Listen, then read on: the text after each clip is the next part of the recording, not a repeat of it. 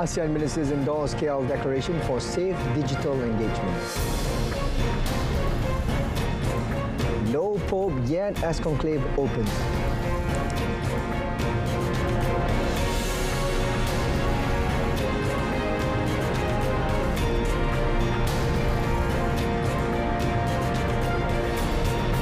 Good afternoon and Salam Malaysia Madani. You're watching World Today and I'm SAHIH. We begin our top news today with local news. ASEAN Information Ministers wrap up their 17th Conference of ASEAN Ministers responsible for Information AMRI with a united call for safer social media use, backing the Kuala Lumpur Declaration to curb disinformation, hate speech and online exploitation. In a joint statement, ASEAN pledged to foster a secure and inclusive digital space. Ministers stressed that working with the tech platforms to manage harmful content without compromising free speech. They also backed ongoing efforts to create regional guidelines for safe and responsible social media use while reaffirming the role of media in building a resilient, people-centered ASEAN. The Bandar Sri Begawan Declaration was endorsed, charting a course for deeper cooperation in media and information beyond 2025. Key priorities include digital transformation, youth empowerment, and promoting the creative economy. Progress was noted on the ASEAN Strategic Plan for Information and Media 2016 to 2025 and future plans like Work Plan for Information and Media 2026 to 2035, Roadmap, and the ASEAN Communication Master Plan 3 to tackle emerging tech challenges. The ministers also praised the work of the ASEAN Task Force on Fake News, called for tighter cooperation with digital platforms. The Malaysian delegation to AMRI was led by Deputy Communications Minister Teo Nee Cheng, while Communications Secretary General Datuk Muhammad Fauzi Muhammad Isa represented Malaysia at SOMRI. The next AMRI will be hosted by Cambodia in 2027. Malaysians are advised to avoid non-essential travel to both Pakistan and India following rising tensions in the region. The High Commission of Malaysia in Islamabad has informed that it is closely monitoring the current situation in Pakistan. It is also in close contact with local authorities to gather further information and to ensure the safety of Malaysians in the country. Malaysians in affected areas are advised to stay alert and follow the latest developments and instructions from local authorities. Tensions between India and Pakistan, which have been escalating since last month, peaked early Wednesday following reports of cross-border airstrikes. Meanwhile, the High Commission of Malaysia in New Delhi has advised Malaysians to postpone all non-essential travel to India. The advisory was issued via a statement on Platform X. Malaysians who are currently in India are urged to register with the High Commission and inform them of their presence via email. Malaysia Airlines has rerouted two flights, MH2 and MH22, following the closure of Pakistani airspace on 6 May amid increased military and geopolitical friction with India. Malaysia Aviation Group Berhad MAG said the two Malaysia Airlines flights made brief refueling stops in Doha, Qatar, before continuing to their respective destinations London Heathrow, United Kingdom, and Paris Charles de Gaulle, France, after being diverted due to the airspace closure. MAG said all Malaysia Airlines flights to and from Amritsar, India, have been suspended until 9th May, as Amritsar Airport will be closed from 7th to 9th May amid evolving security and operational conditions. MAG added the safety of its passengers and crew remains highest priority. Hence, they are monitoring the situation closely and will continue to take all necessary measures to ensure safe and reliable operations. AirAsia Malaysia has temporarily suspended flights to and from Amritsar, India, following the closure of Amritsar Sri Guru Ramdas Ji International Airport. In a statement on Wednesday, AirAsia Group Berhad said the suspension from 7th to 9 May comes following escalation in tensions between Pakistan and India. The airline ensures they are closely monitoring the situation and are committed to prioritizing the safety and security of the guests and crew. It has notified all guests affected by the temporary flight suspension. Hence, the guests who are travelling to from Amritsar are encouraged to check their registered email and mobile phones for suspension notifications. AirAsia commented that guests with cancelled flight bookings to and from Amritsar during the said dates have been provided with a range of service recovery options (SRO) to facilitate their travel plans. Guests are also encouraged to update their contact details at airasia.com to ensure that they are notified of any updates to their flights. AirAsia stressed that other flight operations are currently ongoing with slight adjustment, including rerouting certain routes to avoid the airspace and ensure safety in line with guidance from the relevant authorities. The Vatican's conclave to elect the 267th Pope began on Wednesday, but black smoke rising from the Sistine Chapel chimney signaled no winner in the first round. Voting will resume on Thursday as the Church awaits the announcement of its next leader. If a new Pope is elected, white smoke will rise from the chimney and the phrase Habemus Papam, Latin for We Have a Pope, will be declared by the Cardinal Protodeacon from the balcony of St. Peter S. Basilica. Continuing a centuries-old tradition, 133 cardinal electors gathered within the Vatican to begin the process of choosing a new pontiff. The Sistine Chapel, famed for Michelangelo's iconic frescoes, is sealed off from the outside world until a new pope is chosen. Under conclave rules, a 2/3 majority is required for a candidate to be elected as the next pope. This year's conclave continues a tradition dating back to 1492, when the Sistine Chapel hosted its first papal election the same year Christopher Columbus reached the Americas. New York City police arrested dozens of masked protesters on Columbia University's campus on Wednesday's evening after they took over part of a central library while students were trying to study for final exams. New York Mayor Eric Adams said that city police entered the campus to remove people who were trespassing. The Columbia Spectator, a campus newspaper, reported that dozens of protesters had been arrested after 7 p.m. local time. The protest started not long after a House committee finished questioning 3 college presidents about campus anti-Semitism in the wake of protests over the Israel-Gaza war. Columbia was the epicenter of protests last year and is under intense federal scrutiny. The Trump administration announced earlier this year research funding cuts of $400 million to the school, saying it had failed to protect Jewish students from discrimination.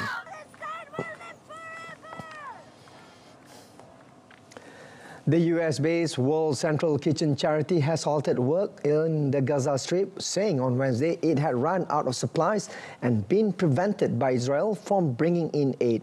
In a post on X, it said after serving more than 130 million total meals and 26 million loaves of bread over the past 18 months, World Central Kitchen no longer has the supplies to cook meals or bake bread in Gaza. The charity said it would continue to support Palestinian families by distributing critically needed potable water where possible, but vital food distribution cannot resume until Israel allows aid back into the enclave. WCK trucks loaded with food and cooking fuel have been ready at the Gaza border since early March, and additional food and equipment were ready to be shipped to the border from Jordan and Egypt, according to World Central Kitchen, which was founded by celebrity chef Jose Andres.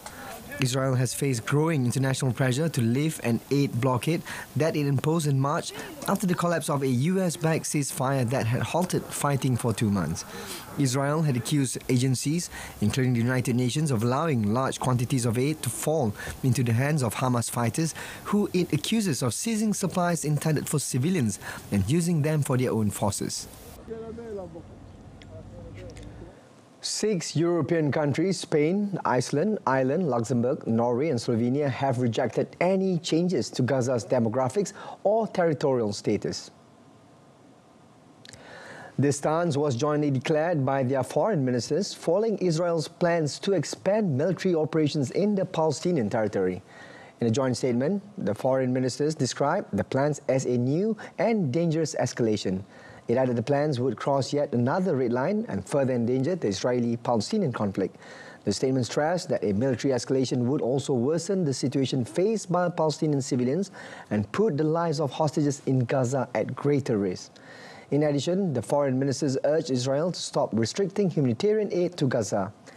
The imposed restrictions have led to severe shortages of food, fuel and medicine, raising growing concerns about famine.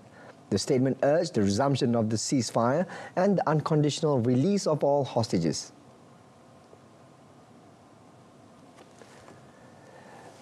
According to South Korea's military on Thursday, North Korea fired what appeared to be multiple short-range missiles off its east coast. The military in a statement said the projectiles were launched from Wonsan, North Korea's eastern coastal city around 8:10 a.m. local time. It added South Korea is closely communicating with the US and Japan to share information about the launch. The nuclear-armed North ballistic missile program is banned by United Nations Security Council resolutions, but in recent years, Pyongyang has forged ahead in developing missiles of all ranges.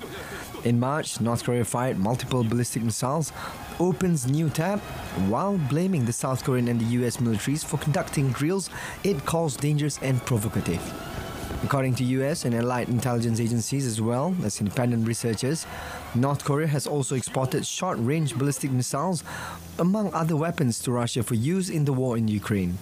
Pyongyang and Moscow have denied the weapons trade, although North Korean troops have been deployed to fight on the front lines in Russia-Kursk region.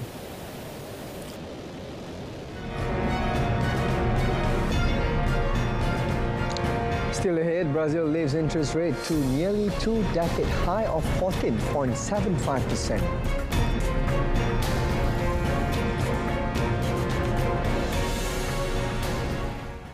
In our local news, Minister of Investment, Trade and Industry, Tengku Datuk Sri Zafrul Abdul Aziz said Malaysia and Bahrain are committed to enhancing trade and investment as well as exploring new collaborations in the digital economy and green technology.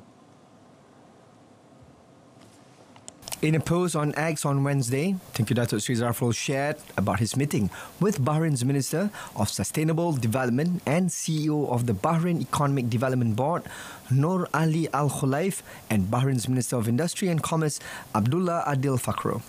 He said towards shared prosperity for Malaysia and Bahrain, the Bahrain delegation visited the Ministry of Investment, Trade and Industry, MITI, recently in a courtesy call following a similar visit to the Prime Minister Datuk Sri Anwar Ibrahim on Tuesday. In 2024, Malaysia-Bahrain trade was valued at 1.19 billion ringgit, with exports totaling 251.2 million ringgit and imports 943.3 million ringgit. Last year, Bahrain was Malaysia's 9th largest trading partner in West Asia, while Malaysia ranked as Bahrain's 3rd largest trading partner among ASEAN countries and 18th globally in the year 2023. The Ministry of Tourism, Arts and Culture (MOTAC) is engaging with Malaysia Airlines, AirAsia and Batik Air to explore the reinstatement of direct flights between Malaysia and Saudi Arabia. Tourism, Arts and Culture Minister Datuk Sri Tiong King Sing said there had been a significant decline in corporate travel groups between the two countries, primarily due to limited flight options. Presently, with only Saudi operating flights to Malaysia and Malaysia Airlines capacity largely allocated for Hajj and Umrah pilgrims, there has been a significant decline in corporate travel groups. Datuk Sri Tiong said in a Facebook post he will be engaging with these 3 airlines to increase direct flight options for the leisure market. He will also encourage Al Ahram Travel and Tourism Company (ATTC) to liaise with these airlines to become their agent. He made these remarks after meeting ATTC founder and Chief Executive Officer Adnan Omar Al Abbas during his visit to Saudi Arabia. He said during the meeting, Adnan expressed hope for deeper business collaboration with Malaysia, including establishing direct flights from Saudi Arabia to Kuala Lumpur and possibly onward connections to Singapore or Australia.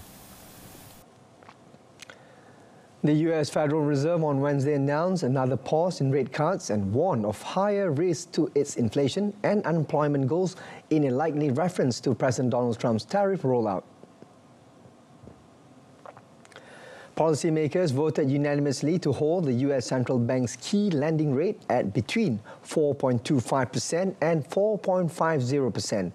Meanwhile, the Asia-Pacific markets traded mixed during opening following the announcement. Japan's benchmark Nikkei 225 traded 0.25% higher, while the Topix declined 0.11%. South Korea's Kospi rose 0.21%, while the Kosdaq advanced 0.58%. Hong Kong's Hang Seng Index rose 0.2%, while mainland China's CSI 300 was flat. Back home, Bursa Malaysia's 30 stock index opened with modest gains, reflecting Wall Street's rally after choppy trading. The FBM KLCI added 0.3 points to open at 1,550 points.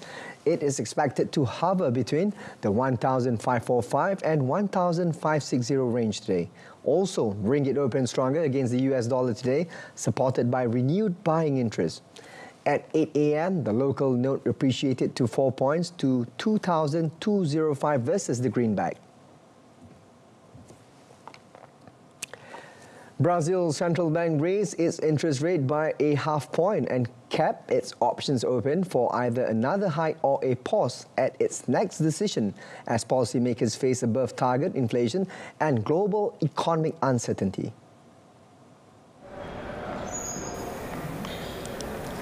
Board members led by Gabriel Galipolo unanimously lifted the Selic to 14.75% on Wednesday.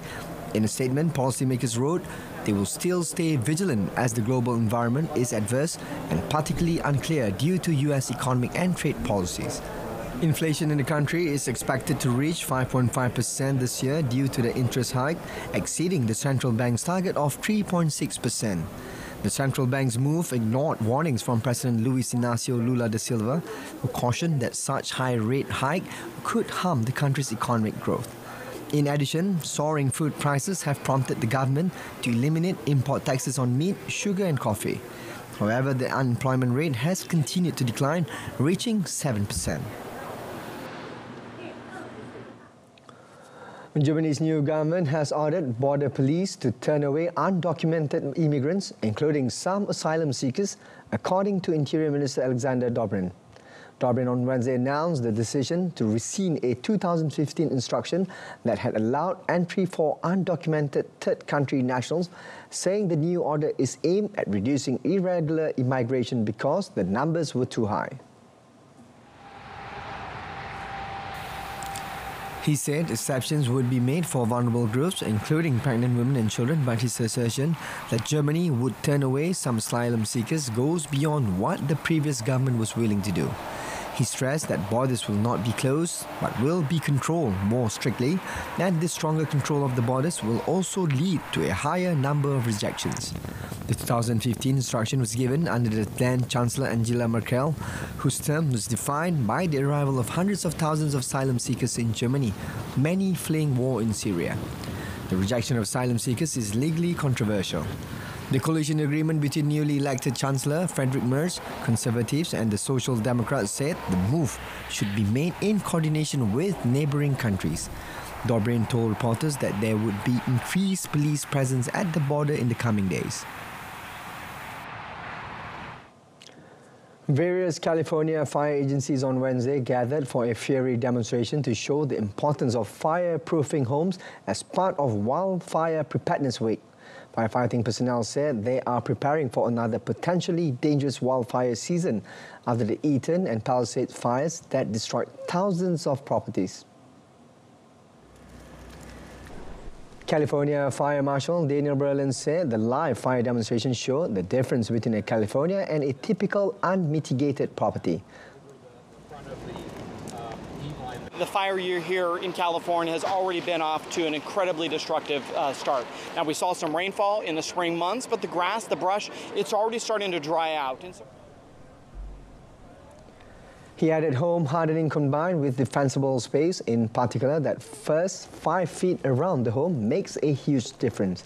According to ENCO, the Insurance Institute for Business and Home Safety, IBHS Chief Engineer, based on their scientific research, California residents have the potential to set the standard for fire preparedness for the rest of the country based on their year-long fire season.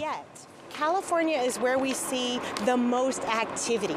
So Californians should lead the way and show the rest of the country how you can be adaptive and you can be wildfire prepared while still having beautiful yards. Residents can initially prepare their homes by establishing a 5-foot defensible space around their homes, choosing non-combustible gutters and removing parallel fencing. A senior official said on Wednesday the Indonesian Ministry of Marine Affairs and Fisheries plans to establish 200,000 hectares of new marine conservation areas this year to enhance marine resilience, preserve the environment and support economic growth. According to the Director General of Marine Spatial Planning, Kartika Listriana said the ministry is committed to strengthening blue carbon management and improving the effectiveness of conservation area management, said. The director announced Indonesia will set up 200,000 hectares of new marine conservation areas this year. Listriana explained that the plan aligns with sustainable marine spatial planning. She noted that integration of marine spatial planning is essential to ensure that marine utilization is conducted in a responsible, sustainable and fair manner for all parties, including coastal communities and the next generation. Previously, the ministry reported that Indonesia's conservation areas reached 29.9 million hectares last year.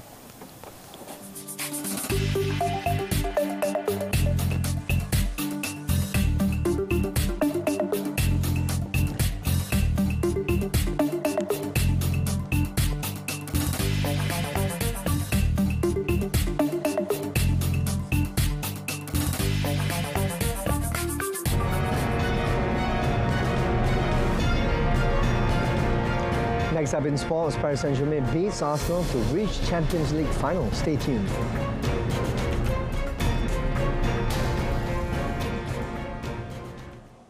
Paris Saint-Germain and PSG have secured their place in the final to face Inter Milan. Their qualification came after Les Parisians defeated Arsenal 2-1, progressing with a 3-1 aggregate. The home side capitalized on their home advantage, opening the scoring in the 27th minute through a strike by Fabian Ruiz. The Gunners attempted to respond with pressure but were unable to find the net. In the second half, PSG deepened Arsenal's woes with a powerful goal by Achraf Hakimi in the 72nd minute, extending their lead. Just 4 minutes later, Mikel Arteta's men finally found the goal they were searching for as Bukayo Saka slotted one past the PSG keeper. The 2-1 scoreline remained until the final whistle. This marks PSG's second time reaching the UEFA Champions League final. The final against Inter is scheduled to take place at the Lions Arena in Munich on 1st June. Paris Saint-Germain head coach Luis Enrique praised the passion and intensity of his team as they weathered an early Arsenal storm to march into the Champions League final on Wednesday. Todos quieren ganar la Champions, los 36 equipos que empiezan la Champions la quieren ganar y siempre la gana más o menos un número muy pequeño de equipos. Nuestro objetivo era hacer historia y todavía falta un paso más. Faltan 2 finales, queremos ser capaces de hacerla. Creo que este es un club que se lo merece por todos los esfuerzos que ha hecho. Creo que la afición se lo merece hace mucho tiempo y, bueno, si somos capaces lo vamos a intentar cada año. Ese es el objetivo.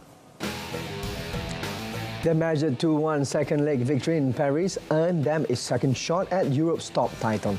Arsenal coach Mikel Arteta told the post-match press conference that PSG's victory hung on Donnarumma, saying Arsenal were the better side, but Luis Enrique brushed off his comments. Yeah, well, first of all, congratulate PSG for being in the final. Talking about merits, I think we deserve much more. When you analyze both games, who has been their best player, their MVP, has been the same player, the goalkeeper. And the Champions League is decided in the boxes, and he's won the game for them because obviously today, after 20 minutes, and what happened in London as well, the result should have been very different. So I can take a lot of positives, and I'm very proud of the team. On Saudi Pro League, Hussein Aouar scored a last-minute goal to help Al Ittihad secure a 3-2 win over Al Nassr on Wednesday, taking them a step closer to clinching the Saudi Pro League title. The overlap Sadio Mane opened the scoring for the home side after 3 minutes with a low shot. The Senegal international then assisted Ayman Yahya to make it 2-0 for Al Nassr in the 37th minute. The goal stood following a VAR review, even though the ball had touched Mane's hand in the build-up. Al Ittihad were the better side after the interval, and Karim Benzema reduced the deficit with a header in the 49th minute. Laurent Blanc's side equalised after a counter-attack, finished off by N'Golo Kante, who slotted the ball into Al Nassr's net. Algeria international Houssem Aouar then scored the winner in added time from the close range, following a cross by Moussa Diaby. Al Ittihad, who can clinch the domestic double after reaching the King Cup final, extended their lead to 71 points, 6 ahead of Al Hilal with 4 games remaining. Take a big stride. Al Hilal bounced back from their Asian Champions League disappointment and the departure of head coach Jorge Jesus to defeat bottom place Al Raid in 8-goal thriller on Wednesday. It's flicked on, appeals for handball. The reigning Saudi champions prevailed 5-3 with Salim Al-Dawsari bagging a hat-trick after Serbian striker Alexander had opened the scoring just after the half-hour mark. Brazil's Malcolm also got on the score sheet, netting the visitors' 4th goal in Buraida in the 66th minute. Wednesday's win was Al Hilal's first match since exiting Asia's Premier Continental Trophy in the semi-finals on the 29th April at the hands of Pro League rivals and eventual champions Al Ahly. The Riyadh club subsequently parted company with Portuguese coach Jesus a few days later. The result sees second place Al Hilal improved to 65 points, 6 behind league leaders Al Ittihad, while relegation battling Al Raid remained rooted to 18 in the table and 9 points from safety. And that is the final kick. Move on to women's tennis. Japanese player Naomi Osaka comfortably defeated Italian wildcard Sara Errani 6-2, 6-3 to qualify for the second round of the Italian Open at the Foro Italico on Wednesday morning. Osaka, who won her first clay court title at the WTA 125 in San Malo last Sunday, showed much more confidence in her clay court game than in her opening round loss at the WTA 1000 in Madrid 2 weeks ago against Bronzetti. Osaka set the stage for a relatively trouble-free victory, notably winning 5 consecutive games in the second set to come back from 1-3 to 6-3. Errani had 3 chances to go up 4-2 in the second set but managed to win just 3 of the last 17 points after failing to convert the break. Osaka, currently ranked 48th in the world by WTA, will face number 9 seed Paula Badosa in the second round of the Italian tournament, though the Spaniard's participation is uncertain due to a back injury. And that wraps up World Today. In our top story, 17 AMRI endorses Kuala Lumpur Declaration on safe social media use. Tune in to Malaysia Tonight, coming up at 8:30 p.m. on TV1 and saluran Berita RTM. Alternatively, you can stream us live on RTM's Click website and mobile application. We close our bulletin with a visual of the stadiums hosting FIFA Women's World Cup Brazil 2037. I'm Sai Samsudin from the river to the sea. Paul Stein will be free. Thank you for watching.